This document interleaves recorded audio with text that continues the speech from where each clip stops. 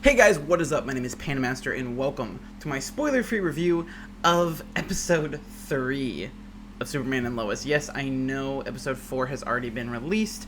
I am really far behind. I literally watched this the night it came out, but I have been so caught up in life and everything. And I haven't watched episode 4 yet. I will actually probably do that later today, maybe, question mark, I don't know, we'll see. Again, depends on time, but yeah, I haven't watched episode 4 yet. I wanted to make sure I did this review before I did that, because the other Superman and Lois videos have done fairly well on the channel, and I wanted to, keep it going, right? Even though, I didn't want this to be, one of those that just sort of drops off after a little while.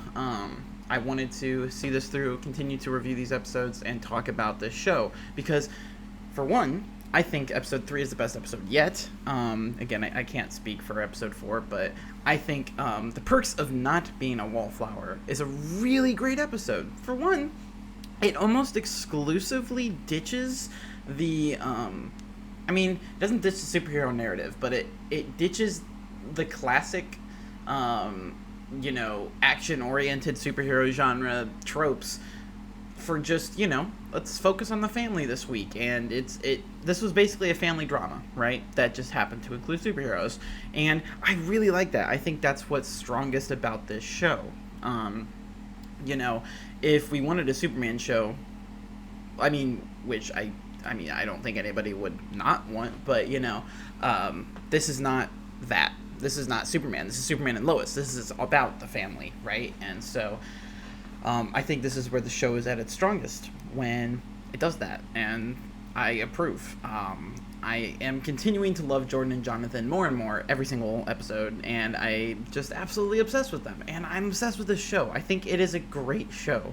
Again, I have my reservations about everything going on behind the scenes, but that aside, I love this show. And so, yeah, I love the relationship between Sarah and Jordan. I think it's very interesting. Also, I think it's interesting to see how Sarah and Jonathan interact, because they don't interact much, but when they do, it's always interesting to kind of get perspective on her relationship with Jordan, essentially, because, you have this, sexual tension, I want to say. I don't know, that feels too much, but there is a tension there, right? But it's never known, right? Sarah is a very complex character, which I love. And okay, I'm remembering everything that happened this episode, and because like I said, I watched it over a week ago, and so it's been some time, but there's a scene that got me really emotional. And it takes place between Sarah and her mother. That's all I'm going to say about that. But it is very well done. I think this show does a lot to showcase... It has a lot of depth to it. There's a lot to showcase mental health. And sort of... I think this is one of those shows that's realistic in the sense that it is realistic psychologically, right? Physically, you have the superheroes, you have the superpowers, you have all this, fantastical stuff, but I think mentally speaking, all this is super realistic. They are diving into exactly how a person would feel in this situation, exactly how they believe Superman would feel in this situation, how Jonathan and Jordan, how Sarah, how all of these characters, and I think they're doing a really good job of exploring that. And in 2021, that's a big deal. So I appreciate that. I think they're doing a lot of really cool things for mental health and just psychologically portraying this in a realistic manner, instead of, everything's happy and then everything's bad, but then everything is good again. And just sort of a almost formulaic take of psychological structure that I feel is in a lot of older media. I'm not thinking of anyone in particular. I think that in general, I think psychological realism is something not present in a lot of media. And so, I think it's really well done here. I really like it. I guess sort of towards the end, we get more of the superhero-y stuff going on. We've got a lot of really interesting characters coming into play. We find out some interesting information regarding Morgan Edge. I definitely like the dual storyline, because you have Superman and this Captain Luthor, and then you have Lois and Morgan Edge. And I like that. I think it does a great job of keeping it Superman and Lois and not Superman, right? Because if Captain Luthor were to be the only threat, and who knows, maybe they'll be connected, maybe they'll do that like a lot of media will do. But if Captain Luthor were to be the only antagonist, it would be, a Superman show.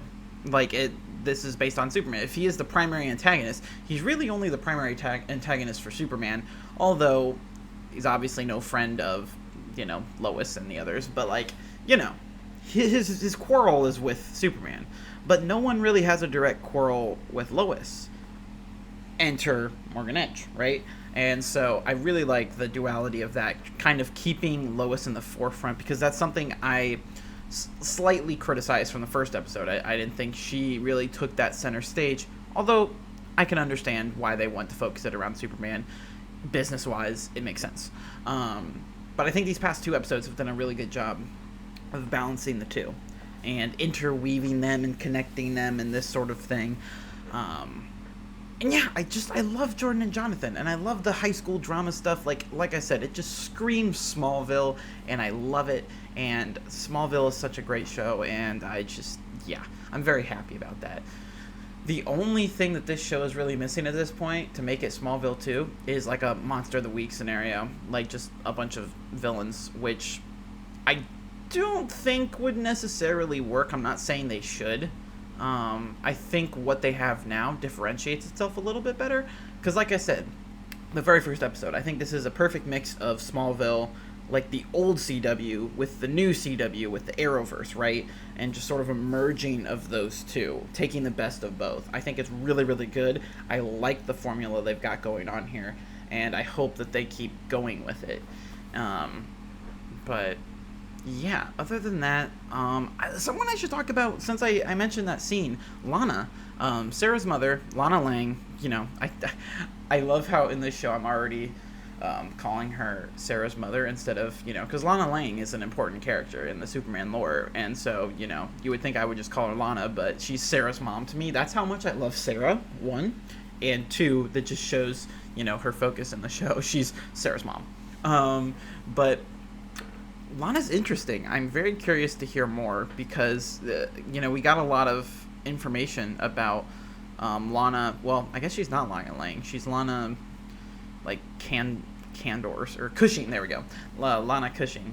And so we got a lot of information on the Cushing family, just in general, about the entire family and their dynamic and all of that. I forget what that dude's name is. This is Kyle, right? Hold on. Yeah, it's Kyle. I don't like Kyle. I don't like Kyle one bit. He's a Trump. I said this on Twitter. I think it was while I was watching the 3rd episode. Might have been the 2nd. I think it actually was the 2nd. But I was like, Kyle's a Trump supporter. You already know it. You already know it. Yeah, I'm not a fan of Kyle. As a character, he's fine. The actor. I'm just saying I do not like his character. Not that he is not written well, right? He just really grinds my gears. So, yeah. As soon as Kyle can get out of there, the better. Can't wait for them to get a divorce. Which, maybe, I don't know, maybe it will happen. That would be dope.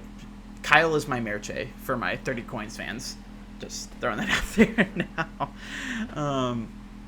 There's also a weird relationship between Lana and Clark. I almost, it gets to the point sometimes where I'm like, are they going to kiss? Are they going to kiss? I'm like, no, absolutely not. It's weird. I do think it's a little odd sometimes.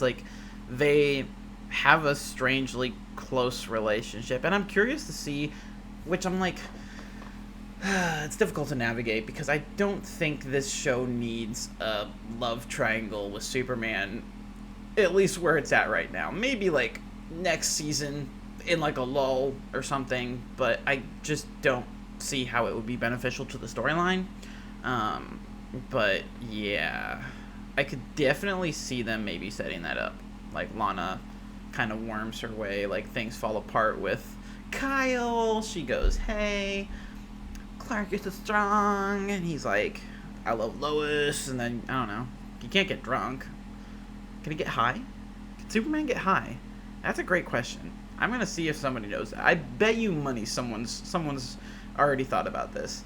But, yeah. Can Superman get high? That's my question for the day, you guys. But let me know what you guys thought of the episode. Like I said, I really like this show. I will hopefully get to episode 4 here soon. There won't be a review up for it tomorrow. I'm just gonna throw that out there. But there will be a review tomorrow of maybe a certain other certain different Superman, and maybe a whole team of heroes. You know, something came out recently that had a whole team of superheroes and on a streaming service, and I'm excited to talk about that. Oh yeah, Falcon and Winter Soldier also comes out tomorrow. I don't know when I'll get a review for that, but I'll probably have a review of that too. But anyway, let me know what you thought. Like this video, subscribe if you want to see more. I'll see you guys next time for whatever it is I'm doing. Alright, see ya.